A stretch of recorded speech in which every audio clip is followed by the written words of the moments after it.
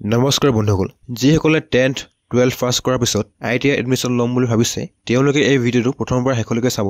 Government, private আদি বিভিন্ন প্ৰতিষ্ঠানত ITI এডমিশ্যনৰ কাৰণে অনলাইন এপ্লাই হৈ আছে। ITI এপ্লাই ষ্টেপ বাই ষ্টেপ ভিডিঅ' আমাৰ চেনেলত দিয়া আছে। আমাৰ ভিডিঅ' চাই আপোনালোকে অকণমানো ভুল নকৰাকৈ আপোনালোকৰ ITI কাৰণে এপ্লাই কৰিব পাৰে। আজিৰ এই ভিডিঅ'ত মই আপোনালোকক ITI এপ্লাই কৰাৰ পিছত কেনেকৈ আপোনালোকে ITI কাৰণে কলেজ সিলেক্ট কৰিব আৰু কেতিয়াৰ পৰা আপোনালোকৰ কাউন্সেলিং হ'ব সকলো আজি এই ভিডিঅ'ত ক'ম।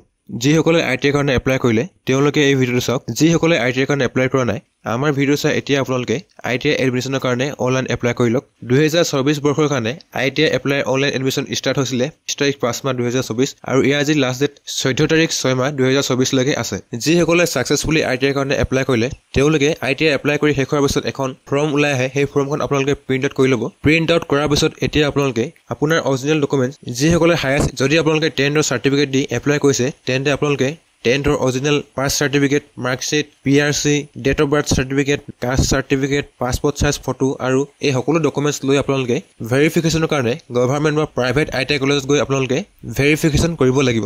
ইয়াৰ যি লাষ্ট ডেট আপোনালোকৰ 20 তাৰিখ 5 মাহৰ পৰা 15 তাৰিখ 6 মাহ 2024 এই কেইদিনৰ ভিতৰতে আপোনালোকে গভৰ্ণমেণ্ট বা প্ৰাইভেট ITI কলেজত গৈ আপোনালোকে ভেৰিফিকেশ্যন কৰি ল'ব। যদি আপোনালোকে অকল অনলাইন এপ্লাই কৰিছে আৰু যদি আপোনালোকে গভৰ্ণমেণ্ট বা প্ৰাইভেট কলেজত গৈ ভেৰিফিকেশ্যন নকৰে তেন্তে আপোনালোকৰ কাউন্সেলিঙৰ সময়ত আপোনাৰ নাম নাহিব বা আপোনাৰ যি এপ্লিকেশ্যন ৰিজেক্ট হ'ব। গতিকে এতিয়া আপোনালোকে আপোনালোকৰ ওচৰ বা আপোনালোকৰ ভাল লগা প্ৰাইভেট বা গভৰ্ণমেণ্ট প্ৰতিষ্ঠানত গৈ আপোনালোকে ভেৰিফিকেশ্যন কৰি ল'ব। তাত যোৱাৰ পিছত আপোনালোকক এখন ফৰ্ম দিব।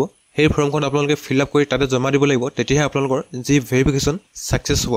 তাৰপিছত এতিয়া আপোনালোকে ITI কাৰণে যি ট্ৰেড সেই ট্ৰেড আপোনালোকে কেনেকৈ সিলেক্ট কৰিব। ট্ৰেড সিলেক্ট কৰিবৰ কাৰণে যেতিয়া আপোনালোকে ভেৰিফিকেশ্যনৰ কাৰণে গভৰ্ণমেণ্ট বা প্ৰাইভেট ইনষ্টিটিউটত যাব তেতিয়া আপোনালোকক এখন ফৰ্ম দিব। তাত আপোনালোকে ITI কাৰণে ট্ৰেড সিলেক্ট কৰিব পাৰিব। তাৰপিছত ITI কাৰণে কলেজ বা ইনষ্টিটিউট কেনেকৈ আপোনালোকে সিলেক্ট কৰিব। 25 জুনৰ পৰা আপোনালোকৰ কাউন্সেলিং ষ্টাৰ্ট হ'ব।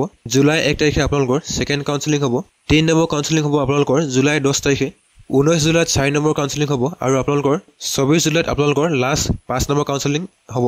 যদি কাউন্সেলিঙৰ সময়ত আপোনালোকৰ সিট এলটমেণ্টৰ কাৰণে নাম আহিছে এই কাউন্সেলিঙৰ সময়তে আপোনালোকৰ যি ITI ইনষ্টিটিউট বা কলেজ আপোনালোকে নিজে সিলেক্ট কৰিব পাৰে। যদি আপোনাৰ ভাল নালাগে আপোনালোকে কলেজখন ফ্ৰীজ কৰি থ'ব পাৰে।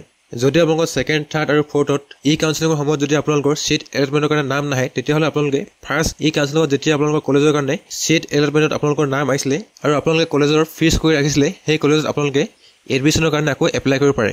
এনেকৈ আপোনালোকে ITIৰ কাৰণে ট্ৰেড আৰু ইনষ্টিটিউট সিলেক্ট কৰিব পাৰে। আশা কৰোঁ এই ভিডিঅ'টো আপোনালোকৰ কাৰণে হেল্পফুল হ'ল। যদি আপোনালোকে আমাৰ চেনেলত নতুনকৈ আছে চেনেলটো ছাবস্ক্ৰাইব কৰি ভিডিঅ'টো এটা লাইক কৰিব আৰু চেনেলৰ ওচৰতে থকা বেল আইকনত প্ৰেছ কৰি অল নটিফিকেশ্যন ক্লিক কৰি ল'ব।